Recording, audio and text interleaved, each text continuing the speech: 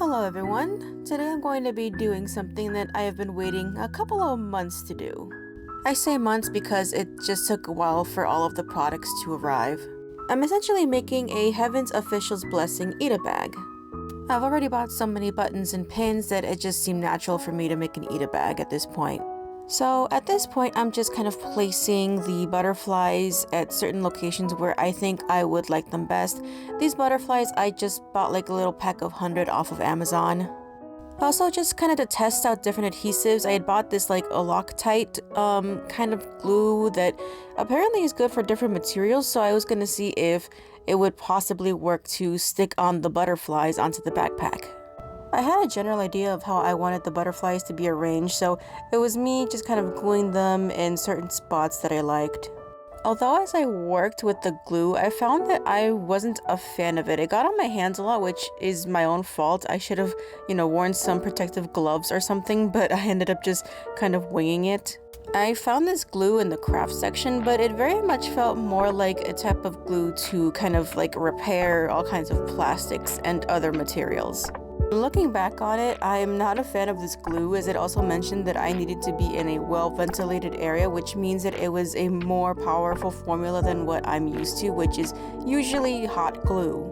But you learn as you live, and here I'm kind of putting the last couple of butterflies in the locations that I think would look best. After putting down the last couple of butterflies, I'm going to set the backpack aside to dry and see how I like how the glue adhered to the butterflies. Spoiler alert, I didn't like it. The backpack came from Amazon, but it's one of those that thankfully come already with a pin backing.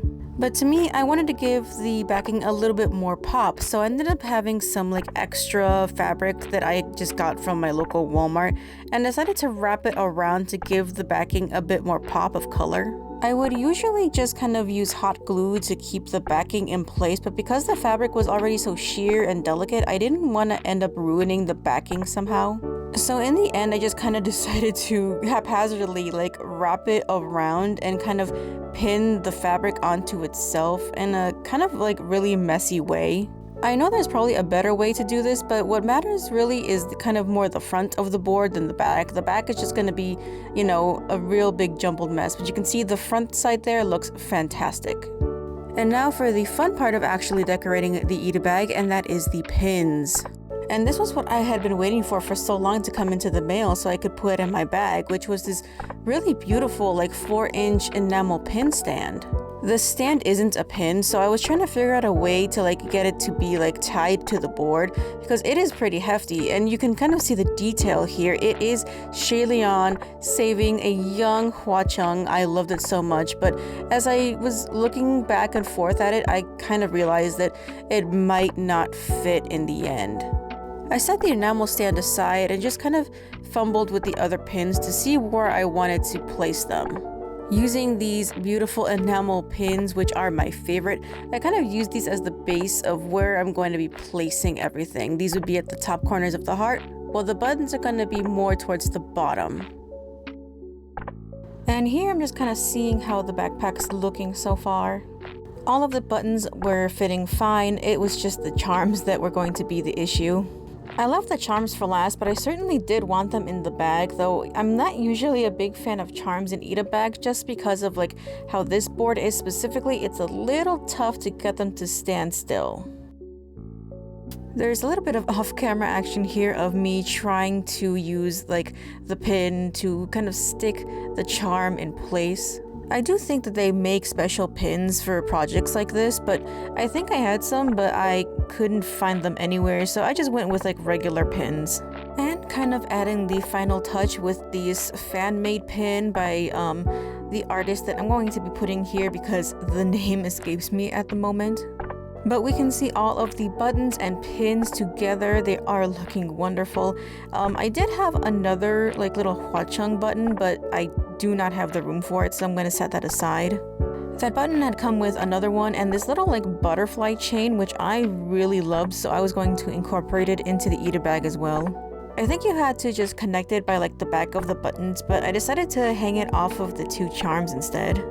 And going to check up on the bag, you can see that this is where I realized that that Loctite glue was not the best option for the butterflies and the backpack. So I decided just to go back to good old hot glue instead. I don't know why I betrayed my wonderful hot glue. It hasn't done me wrong yet. And here is what the backpack came out looking like. I absolutely adore it. The butterflies still have to dry, but ultimately I love it. This is like Ita bag number 9 for me, I'm not sure, but I'm going to now show the other Ita bags that I have made. First up is my Final Fantasy 15 Ita bag. I got into the fandom a little bit late, but ultimately I ended up falling in love with the boys, and we can clearly see that Ignis was my favorite. This Ita bag is more recent. It is my Genshin Impact Child Ita bag. I absolutely adore Child, that I even went as far as to buy the little plushies, and a lot of these pins are both fan-made, and I think one might be official, but the rest of them were made by different artists. This was actually the first Genshin Ita bag that I worked on, which you can see it is just filled to the brim with different plushies and charms and buttons of Zhongli. This one I especially adore because this button, the little like Nui Zhongli, was one that I designed and just kind of made some buttons for me and my friends to enjoy. And taking a look down at the plushies, again, this one is one of my favorite Ita bags to kind of show around because I'm just so proud of how like everything fit together. Now, I can feel judgment from a mile away already with this Ita bag. This is my Mikanzo / now Yihan bag that I've had for quite a while actually. This was the Ita bag that I had used like this really nice pattern with hot glue, and as you can see here, I'm pulling it and it's actually staying on really nicely. This Ita bag I've had for a long time, give or take maybe 2017, 2018 when Overwatch 1 was still around and everyone was obsessed with like Cassidy and Hanzo being together. But yeah, this thing has not left my house. It has not seen sunlight once. Now this one is my more simple yet really nice Ita bag that I did for Halloween.